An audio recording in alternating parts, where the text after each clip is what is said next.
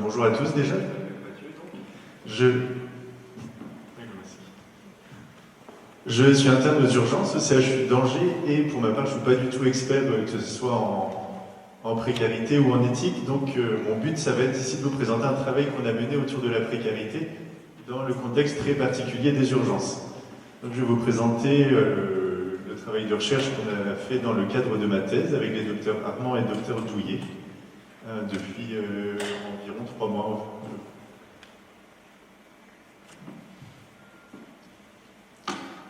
Alors, nous, on a commencé ce travail avec un grand objectif qui était d'améliorer la prise en charge globale des patients qui se présentaient aux urgences et qui étaient en situation de précarité. La première question qu'on peut se poser, c'est de voir ce qu'on met comme définition derrière la précarité. Donc je ne vais pas reprendre aussi bien ce que Aurélien expliquait, mais il fallait quand même une définition précise sur laquelle se baser quand on abordait la question. Et donc moi j'ai emprunté la définition de Joseph Brzezinski, qu'il définit dans son rapport Grande pauvreté et précarité économique et sociale. Et il la définit ainsi par l'absence d'une ou plusieurs des sécurités permettant aux personnes et aux familles d'assumer leurs responsabilités élémentaires et de jouir de leurs droits fondamentaux. L'insécurité qui en résulte peut être plus ou moins étendue et avoir des conséquences plus ou moins graves et définitives. Elle conduit le plus souvent à la grande pauvreté quand elle affecte plusieurs domaines de l'existence, qu'elle tend à se prolonger dans le temps et devient persistante, qu'elle compromet gravement les chances de reconquérir ses droits et de réassumer ses responsabilités par soi-même dans un avenir prévisible. Cette définition me semble assez précise. Elle définit bien que la précarité, c'est plusieurs domaines de l'existence, qu'il y a plusieurs degrés aussi de précarité, que c'est une situation à risque initialement et qui peut devenir problématique de manière irréversible si elle s'enlise. Si on essaye de simplifier cette définition, on peut dire que c'est l'impossibilité de disposer ou l'incertitude de pouvoir en disposer dans un avenir proche d'un ou plusieurs des droits fondamentaux.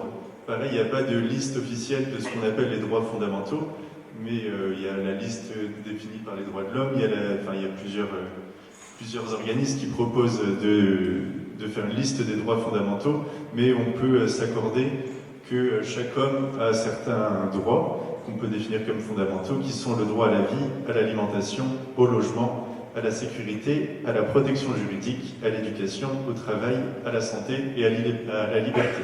Je pense qu'on peut tous s'accorder là-dessus. Et ces droits-là sont globalement en danger pour beaucoup de personnes, notamment dans notre pays. Je pense qu'il n'y a pas besoin de chiffres objectifs pour se rendre compte que c'est une réalité préoccupante. Mais si on essaye de mettre quelques chiffres là-dessus, on a quelques indicateurs que je vais vous présenter, notamment le nombre de personnes qui vivent en dessous du seuil de pauvreté, qui est en augmentation constante depuis 15 ans. Selon les chiffres de l'INSEE, on a actuellement 9,3 millions de personnes sous le seuil de pauvreté en 2018, soit 14,8% de la population, contre 13% en 2005. On a également un rapport de l'IRDES, qui est l'Institut de recherche et de documentation des études en santé, qui nous dit que si on prend les 20 ménages les plus pauvres en France, parmi ceux-là, il y a 9,1% des personnes qui n'ont pas de complémentaire santé. Un chiffre assez préoccupant également. Et toujours selon le même institut, en 2014, 26% des personnes en France ont dû renoncer à des soins pour des raisons financières. Là, pareil, ces chiffres-là, ils diffèrent selon les méthodes de calcul et de recherche. Selon les études, le pourcentage varie entre 20 et 40% des personnes en France qui ont dû renoncer à des soins pour des raisons de santé. Et selon le site d'Amélie, en 2020, c'est environ un quart de la population qui a renoncé à des soins. Et si on prend un dernier chiffre, on peut aussi voir que le nombre de SDF est en augmentation importante depuis 2012. Selon la Fondation Abbé Pierre, il y a plus de 300 000 SDF en France actuellement. Et si on prend les chiffres de l'INSEE, qui nous rappellent que faire des statistiques sur ce domaine, c'est très compliqué parce qu'on n'a pas de base fiable pour étudier ce phénomène, mais qu'ils ont quand même des indicateurs qui montrent qu'on est sur une augmentation très importante depuis 2010 environ. Et les indicateurs qu'ils utilisent comme marqueur d'inquiétude, c'est la saturation complète des structures d'hébergement pour les patients SDF. Parallèlement à tout ça, la situation aux urgences ne s'améliore pas non plus. On a une augmentation du nombre de passages qui est constante depuis 1996 avec une moyenne de plus 3,5% par an, ce qui nous a amené à 20,3 millions de passages en 2015, mais parallèlement à cela, pas d'augmentation adaptée des moyens et du nombre de personnel aux urgences. Donc ça veut dire pour les praticiens, moins de temps pour chaque patient et moins de temps pour prendre le temps justement sur des prises en charge qui sont chronophages comme la prise en charge d'une problématique sociale. Malgré tout, faire un repérage des patients aux urgences, ça reste indispensable parce que pour une certaine partie de la population, les urgences, c'est le seul contact médical qu'ils vont avoir dans l'année. Et faire une prise en charge sociale de quelqu'un, c'est indispensable pour que la prise en charge globale soit réussie. Si le praticien met en place des actions, des thérapeutiques, des soins, ceux-ci peuvent être totalement rendus inefficaces par une problématique sociale qui n'a pas été abordée lors de la consultation, qui va entraîner des problèmes d'observance, parce que le patient aura des conditions de vie inadaptées à une guérison, parce que les soins infirmiers ne pourront pas être mis en place, parce qu'il y aura des risques de réinfection, de multiples problèmes qui sont liés à la précarité du patient et qui peuvent rendre inefficace une prise en charge. Il est donc nécessaire pour ces patients de proposer à minima une évaluation par une assistante sociale et lors de ce rendez-vous assistante sociale, il pourra y avoir une ouverture de droit, un accès à l'AME, une proposition d'hébergement d'urgence, un accompagnement ou n'importe quelle mesure qui permettra aux patients de pouvoir se soigner dans les bonnes conditions. Malheureusement, ce repérage est très compliqué aux urgences parce que nous sommes dans un contexte très particulier. Déjà, comme on vient de le voir, la notion de précarité est très multidimensionnelle.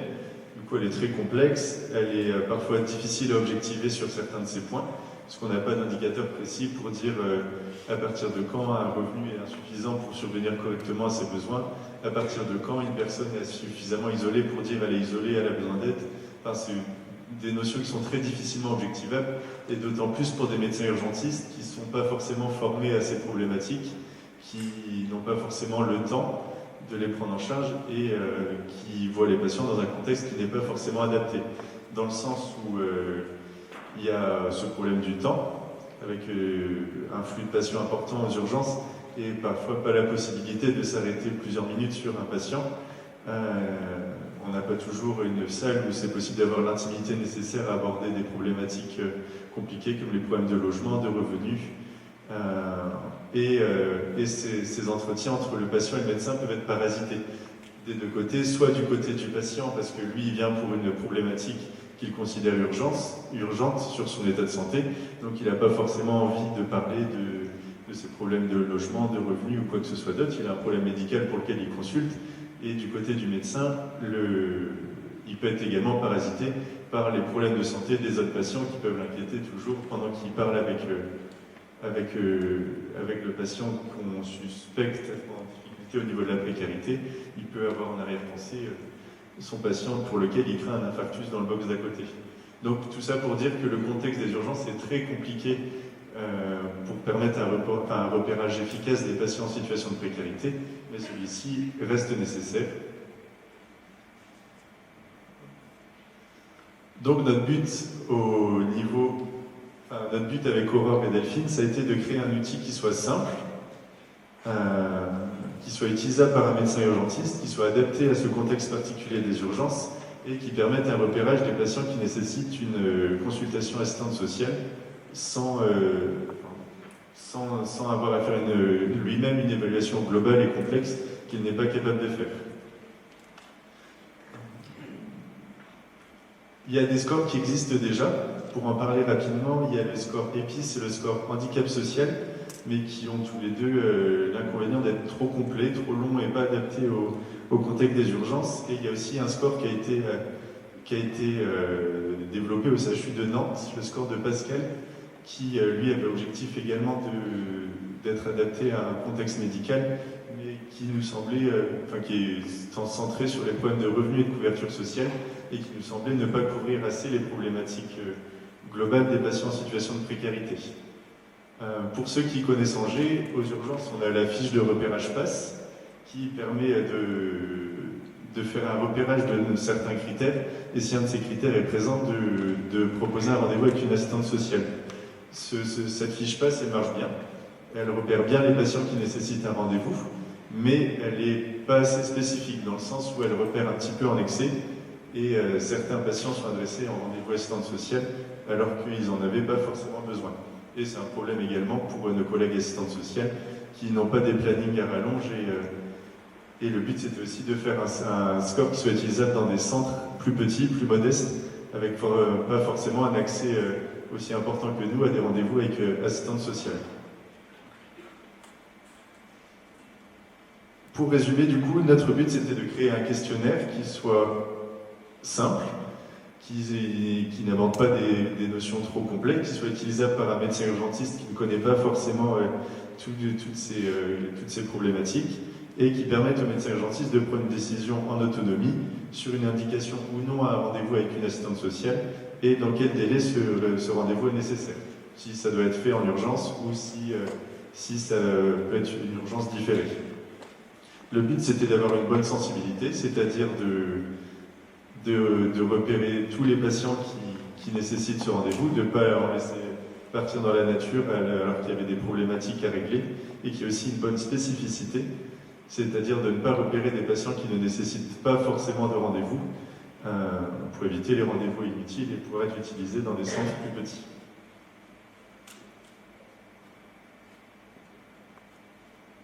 La zapette est cassée.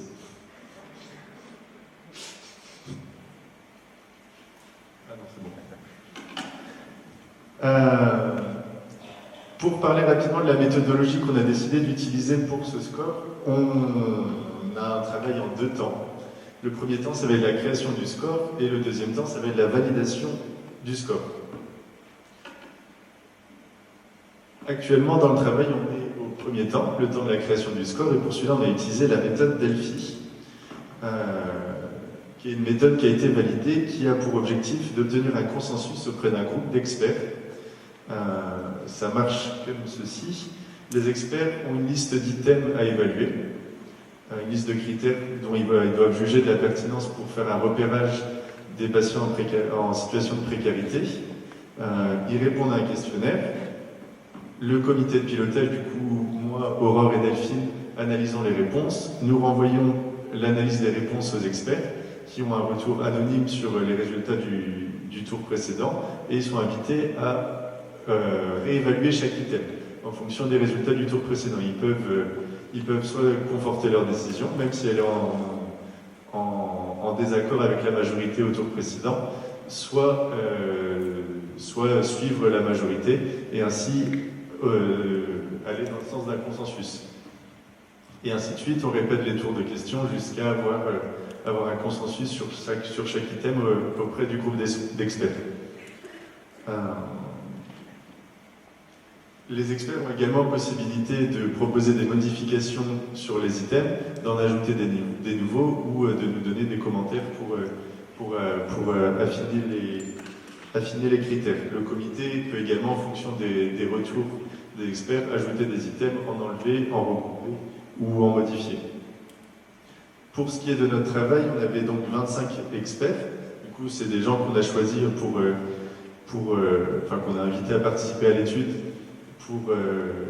parce qu'ils avaient une compétence particulière dans le domaine de la précarité en santé.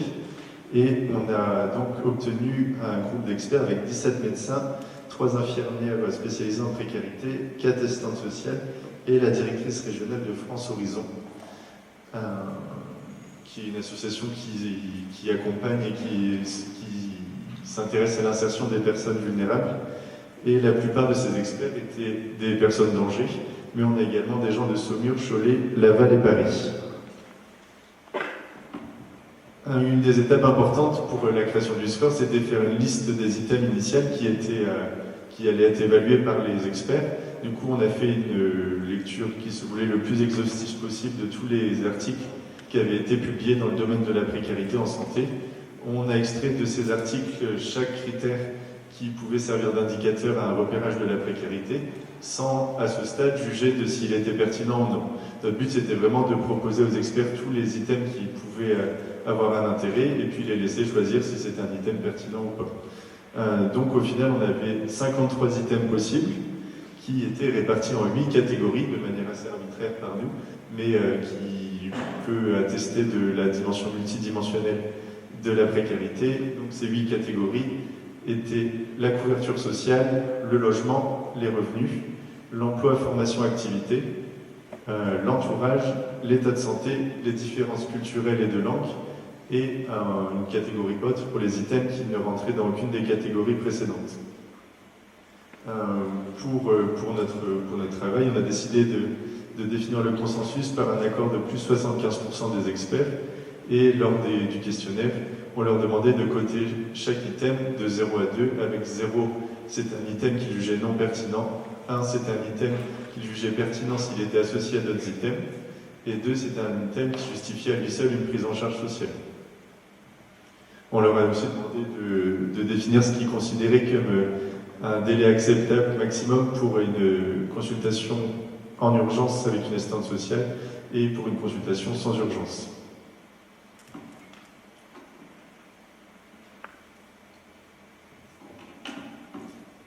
Au niveau des résultats de tout ce travail, c'est en cours, on a quasiment fini le score, on est environ à 2 semaines de la fin de la méthode Delphi. Je n'ai pas encore de résultats à vous présenter. Ce que je peux vous dire quand même, c'est qu'il y a des items qui ont été retenus dans les 8 domaines. Du coup, ça montre bien la dimension globale de la précarité, parce que dans les 8 domaines présentés, il y avait au moins 2 items qui étaient jugés pertinents pour prendre en charge, pour faire un repérage de la précarité. Et pour vous donner des exemples d'items qui ont été retenus, il y en aura entre 15 et 20 dans le score final à la fin de la méthode Delphi. Il y a quelques items qu'on fait rapidement consensus. Pour vous donner des exemples, sur les items qui ont été cotés, qui justifiaient à eux seuls une prise en charge sociale, il y avait bien sûr si le patient est SDF, s'il est victime de violence ou s'il n'a aucune assurance maladie. Et pour donner des exemples d'items qui ont été cotés, qui pouvaient être pertinents si associés à d'autres items, on avait la question du chômage ou de la recherche de premier emploi, le caractère isolé de la personne avec une impossibilité de l'aide de son entourage, et le fait que le patient soit non francophone. Pour donner quelques exemples sur le type d'item qui a pu être retenu.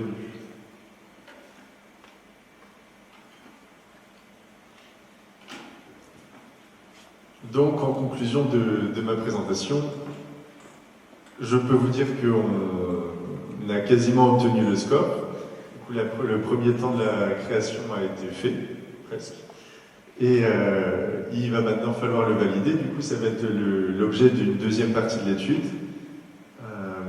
Le problème de la précarité, comme on l'a dit en introduction, c'est qu'elle était globale, complexe, et donc intrinsèquement dure à objectiver dans un score qui a vocation à être simple. C'est une tâche qui est compliquée. J'espère qu'on s'en est approché au plus près possible avec le travail qu'on a réalisé et puis le large panel d'items qu'on a sélectionné. Et le but de la deuxième partie de l'étude, ça va justement être de voir si on a réussi à le faire en faisant une étude prospective, c'est-à-dire en incluant des patients petit à petit et en essayant de voir si le score de repérage est efficace, c'est-à-dire est-ce qu'il permet de bien repérer les patients qui nécessitaient une prise en charge sociale, et est-ce qu'il n'est pas trop sensible justement, est-ce qu'il ne repère pas en excès des patients pour qui un rendez-vous n'aurait pas forcément été nécessaire. Du coup, la deuxième partie de l'étude va servir à tester le score, voir s'il peut être validé dans cette indication, et également à l'affiner si on se rend compte lors de cette étude que certains critères ne sont pas pertinents, qu'ils amènent pas forcément à la bonne décision. On pourra à ce moment-là les modifier ou les supprimer du score final qu'on présentera. Ce qu'on peut dire également aussi, c'est qu'un tel score, au-delà de son utilisation en tant que score, il a une valeur pédagogique pour le praticien qui l'utilise, dans le sens où, pour un médecin urgentiste qui à la base n'a pas forcément de connaissances sur ce que doit être un point d'alerte pour une situation de précarité, après avoir utilisé ce score quelques fois, il saura repérer les points qui doivent l'inquiéter. Par exemple, un item qui va être validé aussi, c'est le fait d'être un jeune de moins de 25 ans, hors du milieu scolaire, isolé, sans emploi. Si, même au-delà de l'utilisation du score, à un moment où le médecin n'utilisera pas ce score, s'il rencontre cette situation avec un jeune de moins de 25 ans qui se rend compte d'être sans emploi et isolé, il pourra se dire que la situation peut être dangereuse et puis s'attaquer à la prise en charge sociale du patient. Pour finir aussi, on voulait revenir sur les dangers d'un tel score qui n'est pas spécifique aux urgences. En fait, dès qu'on s'intéresse à des notions de précarité chez un patient, il y a deux écueils qui nous semblent importants d'éviter, et on a eu des retours en ce sens de la part des experts ou de l'extérieur, qu'il y avait un risque d'être trop intrusif pour les patients et un risque de stigmatiser ces patients. C'est en effet une inquiétude qui est justifiée. C'est vrai que pour une patiente ou un patient qui vient pour un problème qui n'est pas forcément en lien avec la précarité, c'est une entorse ou un motif de consultation tout à fait banal, il n'a pas forcément envie d'avoir à parler de ses problèmes de logement, de revenus, d'isolement ou quoi que ce soit. C'est probablement un problème qui prend déjà beaucoup de place dans sa vie et qu'il n'a pas forcément envie de voir remettre sur le tapis sur une consultation pour un motif tout autre. Et ça peut être vrai aussi pour des patients qui ont des pathologies en lien avec une complication de la précarité. Ils peuvent ne pas avoir envie d'en parler. C'est vrai que ça peut être un problème de stigmatisation et d'être trop intrusif auprès de ces patients, mais ces limites nous semblaient largement contrebalancées par l'importance de faire ce repérage. Parce qu'on a vu que c'est un repérage qui est absolument nécessaire. Pour certains patients, c'est le seul endroit où il pourrait être fait.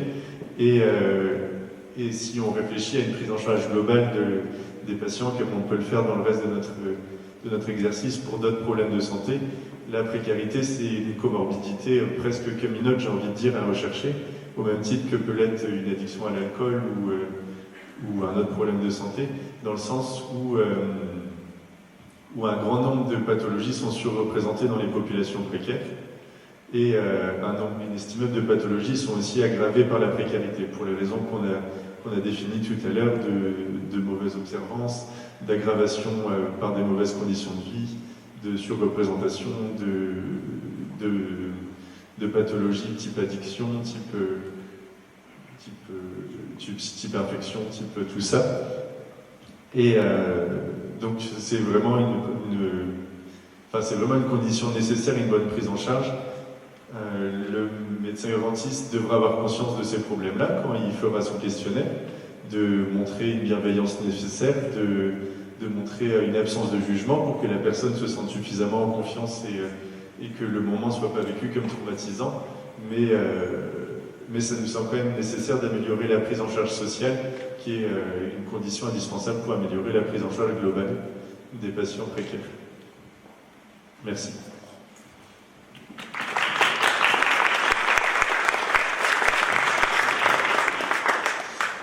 Alors, merci Mathieu. Il a fait un énorme travail autour de cette proposition-là, il s'en est emparé et je crois que c'est une très bonne présentation. Alors, on a fait le choix de ne pas vous montrer le score parce qu'il arrive vraiment à la finalisation au 4e tour et voilà.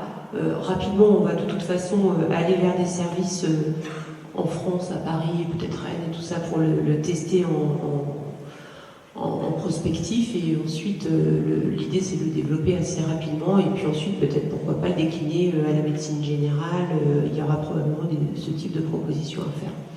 Je vous propose peut-être un temps d'échange si vous aviez des questions.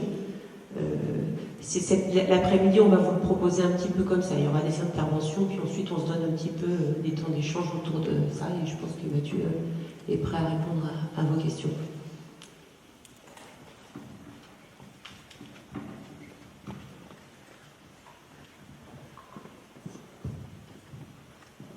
Bonjour, je suis assistante sociale et je me pose la question, quand les pompiers vont chez quelqu'un, est-ce qu'ils vous font un retour? Parce que j'ai plusieurs situations que j'ai rencontrées très tard, alors qu'ils avaient déjà été à plusieurs reprises hospitalisés avec l'intervention des pompiers. Et je me demandais si les pompiers peuvent faire un retour au service hospitalier. Et dans ce cas-là, est-ce que le score en tient compte ou pas? Alors juste pour les pompiers, parce que peut-être que je comprends pas. Les pompiers, c'est-à-dire qui nous disent on est déjà intervenu plusieurs fois pour cette personne-là. En fait, une personne, par exemple, chute chez elle et fait appel aux pompiers. Les pompiers viennent au domicile et remarquent un domicile insalubre, différentes problématiques qui sont facilement visibles par les personnes. Et moi, j'imagine qu'ils le notent. Oui, ils marquent un curry ou ils nous préviennent par oral et tout ça, mais effectivement, comme c'est pas bien affiché parfois, c'est parfois juste une transmission orale qui va être donnée à l'infirmière de l'accueil, qui va parfois le donner au médecin ou pas, et donc effectivement, c'est un des éléments où ce score permettra un petit peu de tracer ces notions-là, mais normalement oui. Par rapport à la question que vous posiez autour du recours, je vais laisser Mathieu répondre, mais c'est parce qu'en fait, le multi-recours aux urgences est un élément aussi qui va être pris en compte. Je te laisse prendre la main si tu veux. Et oui, pour répondre à la question de si on a des retours des pompiers, on en a de manière pas systématique, je pense. C'est vrai que souvent, quand ils font une intervention chez les gens et qu'ils se rendent compte que le logement est insalubre, ils essayent de nous le transmettre. J'ai pas de chiffre exact, je sais pas si ça arrive systématiquement jusqu'aux oreilles du médecin après être passé par l'infirmière d'accueil et les différents intervenants sur la prise en charge, mais ça fait partie des signaux d'alerte qui pourront nous amener à faire une évaluation de la précarité. Il y a aussi les multiples recours aux urgences. Si le pompier amène la personne toutes les semaines et qu'on se rend compte que le maintien à domicile est plus possible, ça fait partie des items qui sont évalués dans le scope. Voilà.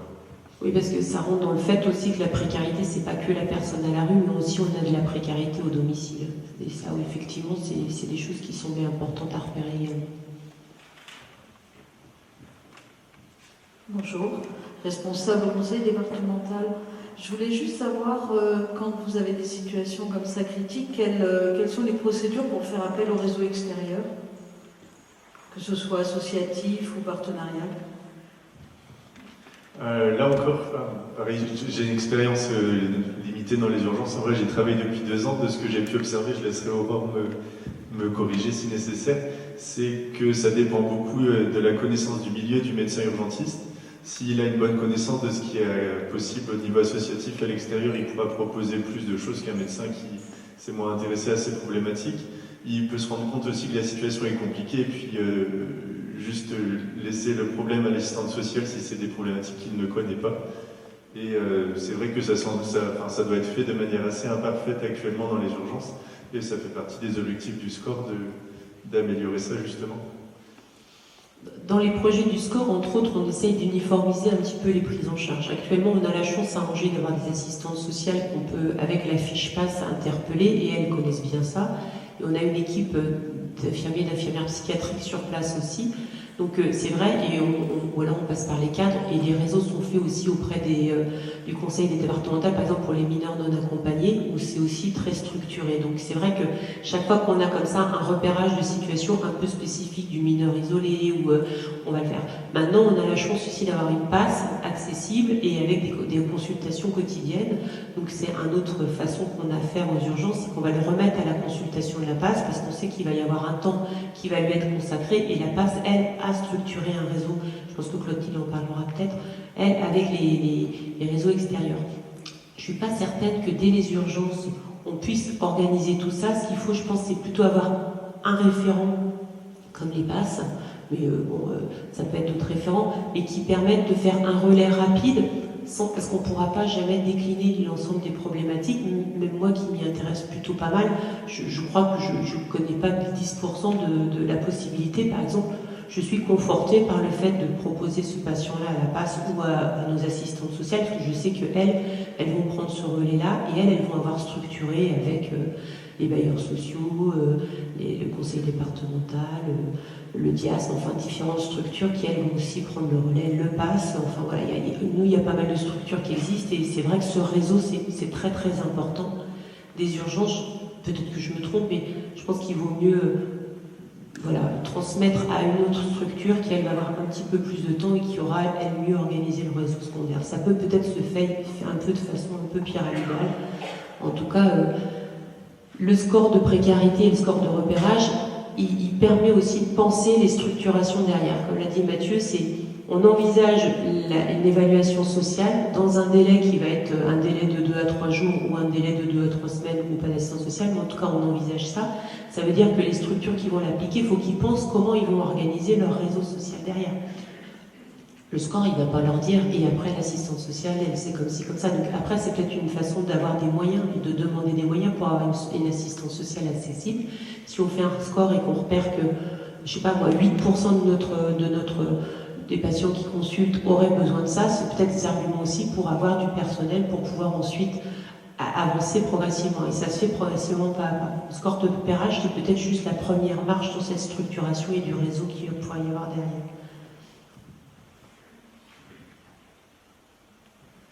Oui, bonjour Florence, assistante sociale au département. Je voulais savoir, vous disiez que le mode de vie pouvait rendre inefficient certains traitements, certains protocoles. Est-ce qu'en dehors de l'orientation vers une évaluation sociale, ça veut dire que vous pouvez mettre en place un protocole de soins différent, adapté justement au contexte de vie de la personne, effectivement avoir repéré grâce au score des critères de précarité? Le score n'a pas été pensé dans cette utilisation, mais c'est vrai que ça peut faire partie de sa valeur pédagogique aussi. Alors oui, quand même, mais c'est parce qu'on a encore une fois arrangé une passe qui fonctionne et un secteur social. Par exemple, on fait de la délivrance de médicaments gratuits. Donc c'est typiquement ce genre d'exemple-là, où je vais faire une ordonnance pour un patient, mais je n'ai pas repéré que ce patient-là n'aura pas accès aux médicaments. Je peux le faire sortir avec de l'augmentin, il n'a pas de sécu ou il n'a pas de possibilité de le payer, et à ce moment-là, ça risque d'être un problème. Si j'ai repéré, je vais l'orienter vers la PASS, et la PASS va ensuite travailler pour faire une éventuelle délivrance de médicaments. S'il n'a pas l'argent pour payer une infirmière ou s'il est à la rue, je l'orienterai vers les assistantes sociales qui vont débloquer le secours populaire, le PASS, la Croix-Rouge. Enfin, on sait qu'on a des endroits où on peut faire des pansements et avoir accès à ces possibilités-là. Il a besoin d'un suivi psychiatrique, on prendra contact avec le DIAS. Donc c'est vrai que ça nécessite effectivement que les choses soient structurées derrière. Le score, il va pas tout organiser derrière, mais effectivement sur chaque question que l'item du score va poser, ça va ouvrir ensuite des choses à organiser. C'est pour ça que ça a une visée pédagogique dans l'ensemble. C'est qu'en fait, il y a des choses à laquelle on ne pense pas forcément quand on prend quelqu'un un petit peu rapidement en charge. Et les anticiper et organiser les choses, c'est pas à 2h du matin qu'on fait cette recherche-là ou cette organisation-là. Donc alors, il aurait cet intérêt-là aussi, ce score-là. Et comme l'a bien dit Mathieu tout à l'heure, tous les services d'urgence ne sont pas aussi bien pourvus en travailleurs sociaux et aussi bien organisés. Et l'idée, c'est que ce score il soit utilisé aussi dans un plus petit service où il y a un petit peu moins de moyens derrière et aussi pour structurer les choses. Si on revient toujours à l'idée que les gens viennent vers les urgences à un moment où ils ont besoin de quelque chose et que c'est probablement un des endroits principaux où on va repérer, c'est l'endroit qui est ouvert 24 heures sur 24, 7 jours sur 7. On a des gens qui arrivent, ils ont un besoin, ils sont accompagnés par leur entourage, accompagnés par des gens à la rue, accompagnés par des travailleurs sociaux inquiets, voilà, la dernière garde qui l'ont amené aux urgences parce que le monsieur, il le trouvait pas bien. Enfin voilà, c'est vraiment l'endroit où on doit quand même un minimum s'arrêter un peu sur ces problématiques.